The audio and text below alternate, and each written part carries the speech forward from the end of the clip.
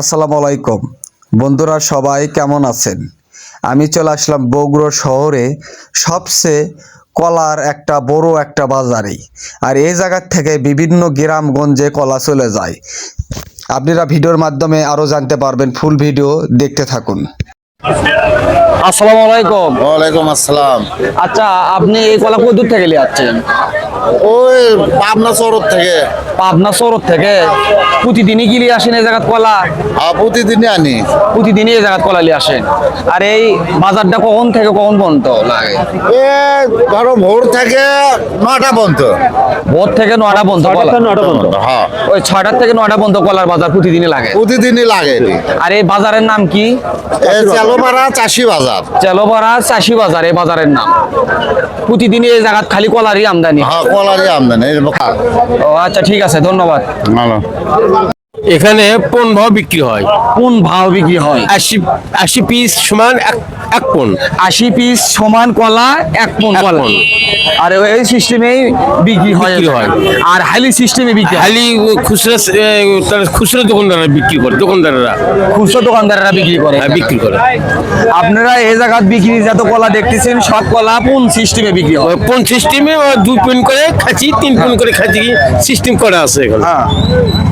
আর এলে কলা মানে জিঙ্কা কলার সাইজ সেই সিস্টেমে বিক্রি? মালের সাইজের উপর, মালের কোয়ালিফিকেশনের উপরে রেট।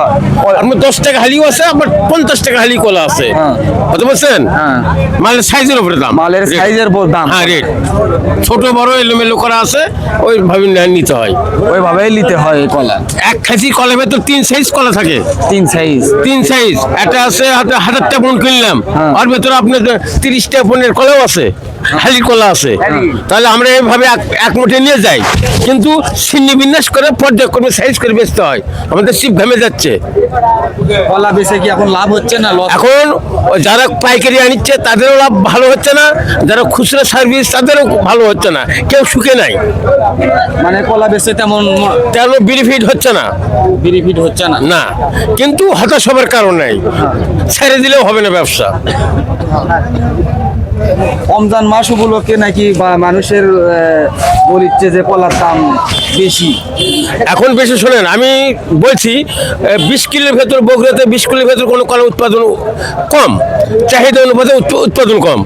কলা লাগাচ্ছে, বয়স যখন ফুলবে, কলা ধরবে, তখনই কলা নষ্ট হয়ে যাচ্ছে। আপনার বলছেন বাজার কাস্টমার এসে বলে হামবে তামবে, ও রাগ দেখার মতো আমাদের টাইম নাই। কেন রাগ দেখাবেন? উৎপাদন চাহিদা অনুপাতে প্রোডাকশন কম।